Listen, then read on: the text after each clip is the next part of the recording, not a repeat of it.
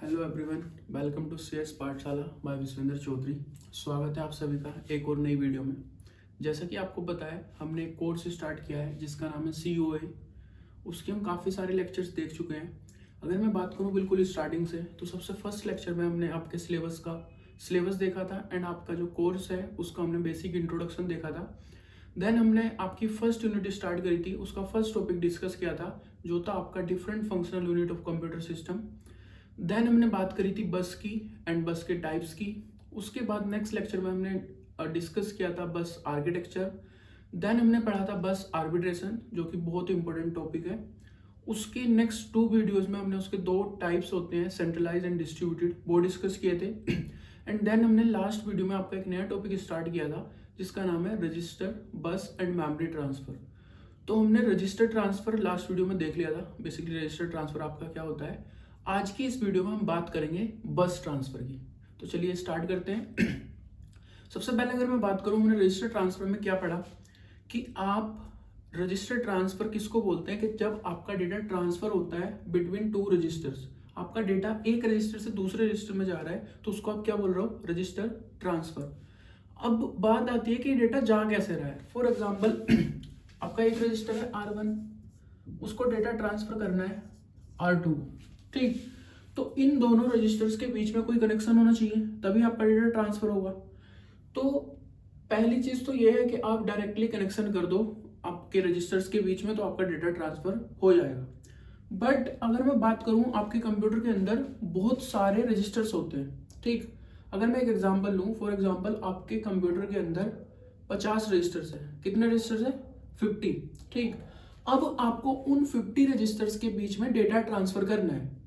अब अगर आपको 50 रजिस्टर्स के बीच में डेटा ट्रांसफर करना है तो आपको वो सारे रजिस्टर्स आपके एक दूसरे से कनेक्टेड होने चाहिए। फॉर एग्जांपल मैंने क्या बोला कि आपके पास 50 रजिस्टर है, तो आपका R1 R2 से भी कनेक्ट होगा, R3 से भी होगा, R4 से भी होगा, और ऐसे सेम होता होता आपका R50 से भी होगा, ठीक। सेम आपका R2 R1 से होगा, R3 से भी होगा, R4 से भी होगा, और सिमिलरली R50 से भी होगा।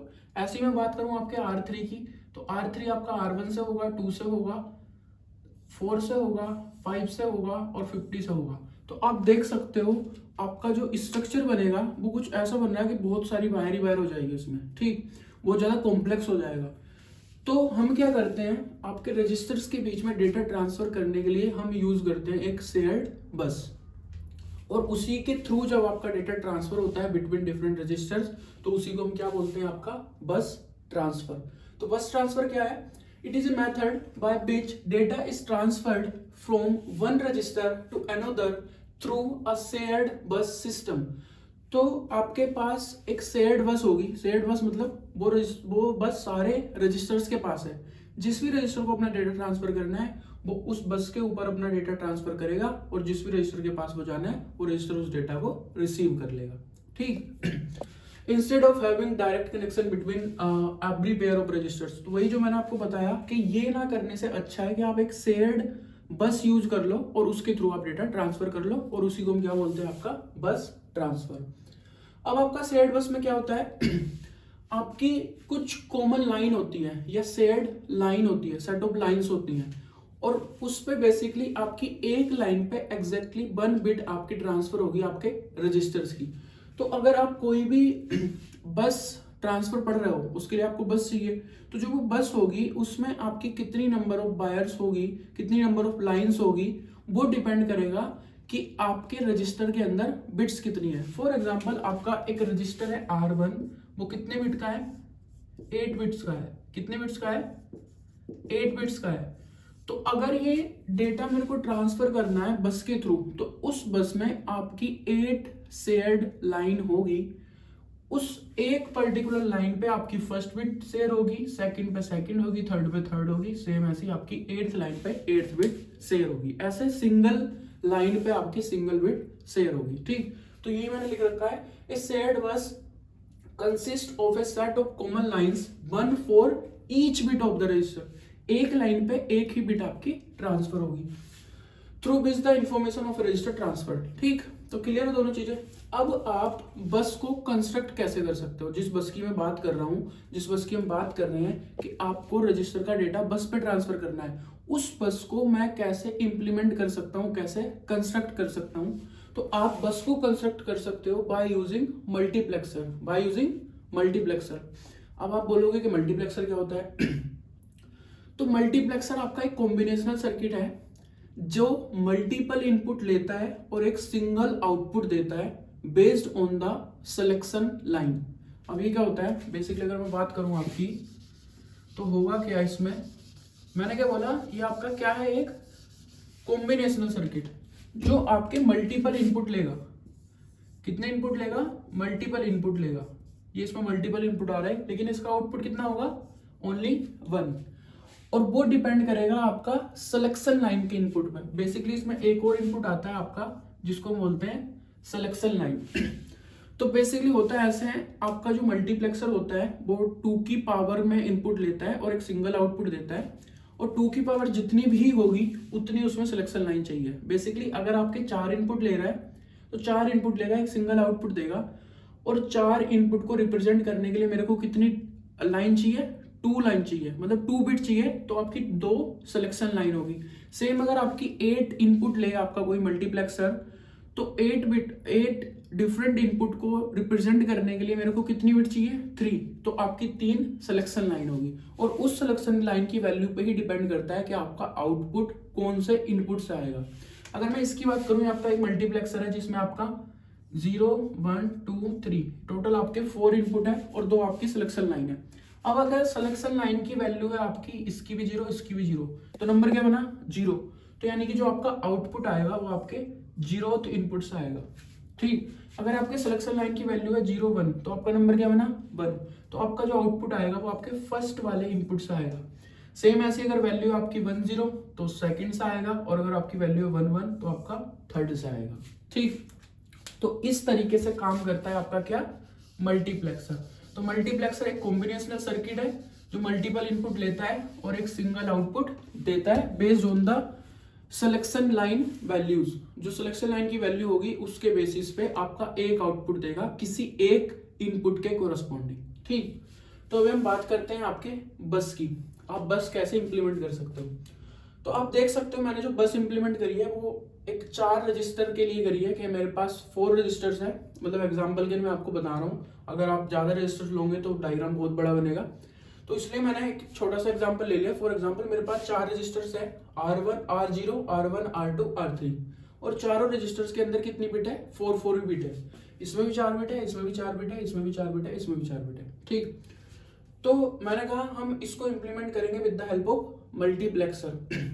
तो अगर मेरे पास 4 रजिस्टर है तो मुझे 4 ही क्या चाहिए, मल्टीप्लेक्सर। तो मैंने 4 ही मल्टीप्लेक्सर ले लिए, प्लस आपको मल्टीप्लेक्सर की कॉन्फ़िगरेशन क्या लेनी है, उसका साइज क्या लेना है, वो डिपेंड करेगा कि आपके रजिस्टर के अंदर कितनी नंबर ऑफ बिट्स है। तो यहाँ पे मेरे एक रजिस्टर के अंदर कितनी बिट है, 4, 0 से स्टार्ट हो रहा है और आपका 3 तक है, तो आपकी टोटल नंबर ऑफ बिट्स कितनी हो गई, 4। तो आपको जो मल्टीप्लेक्सर का साइज लेना है वो लोगे आप 4x1 का, यानी कि इसमें 4 इनपुट आएंगे और एक आपका आउटपुट होगा, और वो आउटपुट किस पे डिपेंड करेगा, जो आपकी सिलेक्शन लाइन है उसकी वैल्यू पे।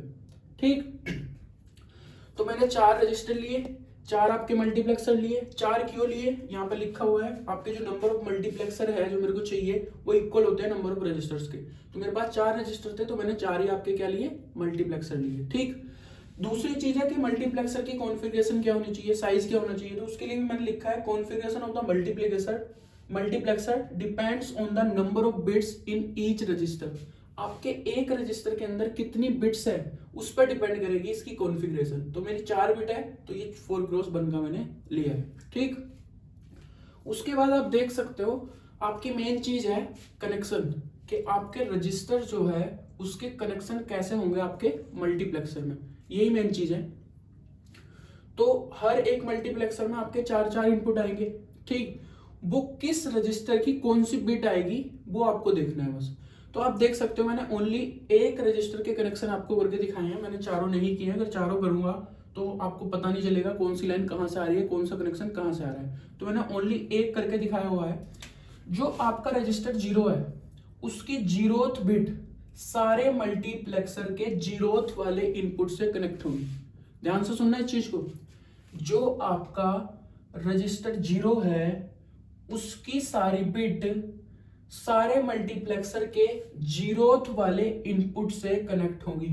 आपके मल्टीप्लेक्सर में टोटल 4 इनपुट आएंगे, एक जीरोथ, फर्स्ट, सेकंड और थर्ड। तो आपका जो जीरोथ रजिस्टर है यानी कि सबसे पहला रजिस्टर है, उसके सारे बिट्स आपके जीरोथ पोजीशन का जो इनपुट है सारे मल्टीप्लेक्सर सा उसी से कनेक्ट होंगे। और अगर मैं इसमें भी स्पेसिफिक बात करूं तो आपके R0 की जीरोथ बिट जो आपका सबसे पहला मल्टीप्लेक्सर है उसकी जीरोथ इनपुट में जाएगी। सेकंड बिट सेकंड मल्टीप्लेक्सर की जीरोथ इनपुट में जाएगी। थर्ड बिट थर्ड मल्टीप्लेक्सर की जीरोथ इनपुट में जाएगी। फोर्थ बिट फोर्थ मल्टीप्लेक्सर के जीरोथ इनपुट में जाएगी। ठीक, सेम ऐसे ही अगर आपको R1 के कनेक्शन करने हैं तो R1 की सारी बिट्स सारे मल्टीप्लेक्सर के फर्स्ट वाले इनपुट से कनेक्ट होगी, यानी कि ये वाला 0 इस 1 से, ये 1 इस 1 से, ये 2 इस 1 से और ये 3 इस 1 से, यानी कि चारों मल्टीप्लेक्सर का जो फर्स्ट वाला इनपुट होगा उसी से कनेक्ट होगा रजिस्टर 1। सेम ये आपका सेकंड वाले इनपुट से कनेक्ट होगा और ये आपका थर्ड वाले इनपुट से कनेक्ट होगा। ठीक, एक करके मैंने दिखा रखा है, इसी तरीके से होंगे, मैंने लिखा भी हुआ इधर। आपकी सारी बिट जो है R0 की वो जीरोथ इनपुट से ही कनेक्ट होगी सारे मल्टीप्लेक्सर के अंदर। फर्स्ट रजिस्टर 1 की फर्स्ट इनपुट से होगी, सेकंड की सेकंड से होगी, थर्ड की थर्ड से होगी। क्लियर है? अब देखो हर एक मल्टीप्लेक्सर में आपके 4 इनपुट आ गए, इसमें भी 4 आ गए, इसमें भी 4 आ गए, इसमें भी 4 आ गए, इसमें भी 4 आ गए। वो कहां से आए? आपके रजिस्टर से, रजिस्टर की एक पर्टिकुलर बिट।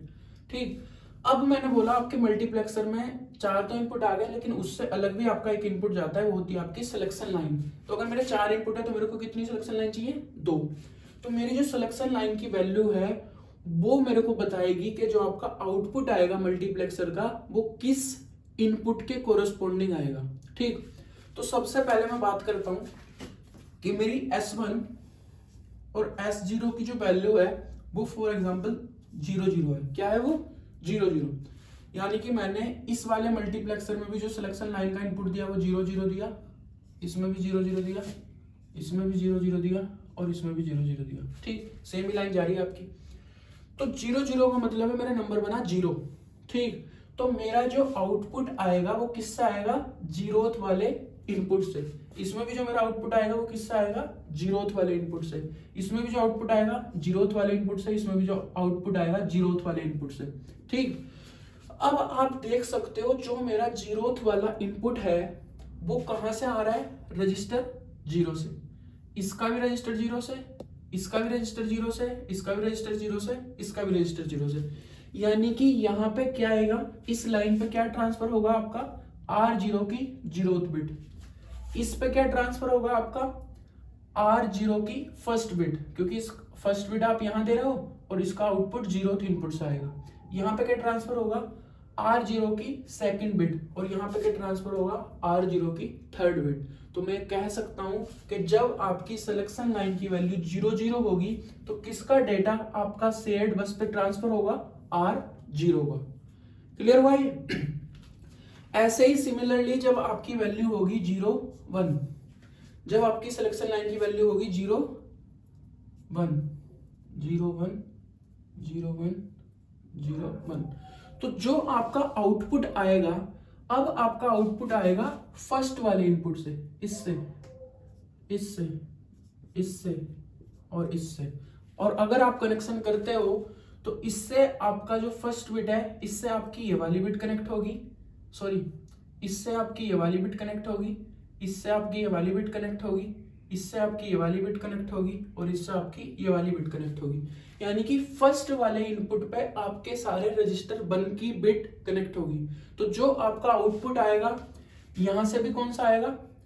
फर्स्ट आएगा और फर्स्ट पे क्या कनेक्टेड है? R1 की बिट। यहां भी फर्स्ट आएगा, फर्स्ट पे क्या कनेक्टेड है? R1 की बिट। यहां भी फर्स्ट आएगा, फर्स्ट पे क्या कनेक्टेड है? R1 की बिट। यहां भी फर्स्ट आएगा, फर्स्ट पे क्या कनेक्टेड है? R1 की बिट। तो यानी कि जब आपके सिलेक्शन लाइन की वैल्यू 0 1 होगी तो जो आपका डेटा ट्रांसफर होगा बस पे वो किसका होगा? R1 का और यहाँ R0 का। सिमिलरली जब आपकी 1 0 होगी तो R2 का और जब आपकी 1 1 होगी तो R3 का। तो यही टेबल मैंने बना रखी है। जब आपकी सिलेक्शन लाइन की वैल्यू 0 0 होगी तो आपके R0 का डेटा ट्रांसफर होगा बस के ऊपर, ठीक। 0 1 पे 1 का, 1 0 पे 2 का और 1 1 पे 3 का। ये नेमिंग मैंने कुछ इसी तरीके से लिखी है जिससे आप इजीली समझ पाओ। रजिस्टर का ऐसा नहीं है कि आप 0 1 2 3 लिखोगे, कुछ भी लिख सकते हो, लेकिन ये 0 1 2 3 ही रहेगा क्योंकि आपके रजिस्टर की बिट 0 to n-1 ही होती है। इसमें भी जो आपके इनपुट होते हैं वो 0 से n-1 तक ही होते हैं। तो मैंने नेमिंग रजिस्टर की उसके हिसाब से लिखी है जिससे आपको इजी हो समझने में, ठीक। तो आपके कनेक्शन हो गए, आउटपुट का आपको पता चल गया। अब एक एग्जांपल अगर मैं ले लूं कि अगर फॉर एग्जांपल आपका R1 को डेटा ट्रांसफर करना है R2 को, ठीक। तो R1 क्या करेगा, R1 अपना डेटा प्लेस कर देगा किस पे, बस पे, ठीक। और बस से आपका डेटा कहां चला जाएगा, वो R2 पे। बेसिकली ये सारा कुछ डिपेंड किस पे कर रहा है, जो आपके सिग्नल की वैल्यू है, जो आपके कंट्रोल सिग्नल की वैल्यू है। तो जब R1 को R2 को डेटा सेंड करना होगा तो जो आपकी कंट्रोल यूनिट है वो उसी के अकॉर्डिंग आपके सिग्नल ट्रांसफर करेगी। तो उसी के अकॉर्डिंग कुछ ऐसे सिग्नल्स आएंगे कि R1 का ही डेटा बस पाए और कुछ ऐसे ही सिग्नल्स आएंगे जिससे कि आपका जो डेटा है उसको वो लोड हो आपका किसके अंदर, R2 के अंदर, ठीक। तो आपका डेटा R1 से पहले बस पे जाएगा और फिर बस से आपका R2 पे चला जाएगा। तो ऐसे आपका डेटा ट्रांसफर होता है between different registers by using a shared bus, और इसी को हम क्या बोलते हैं, बस ट्रांसफर, ठीक। आई होप आपको क्लियर होगा जो भी मैंने बोला, जो भी मैंने समझाने की कोशिश करी। फिर भी अगर आपको कोई डाउट आता है तो आप कमेंट सेक्शन में पूछ सकते हो। बाकी अगर आपको मेरी वीडियो अच्छी लगी हो तो प्लीज लाइक करना ना भूले, मेरे चैनल को सब्सक्राइब कर ले और आगे ऐसी वीडियो के लिए मेरे साथ जुड़े रहे। नेक्स्ट वीडियो में मिलते हैं कल, तब तक के लिए अपना ध्यान रखो, बाय बाय।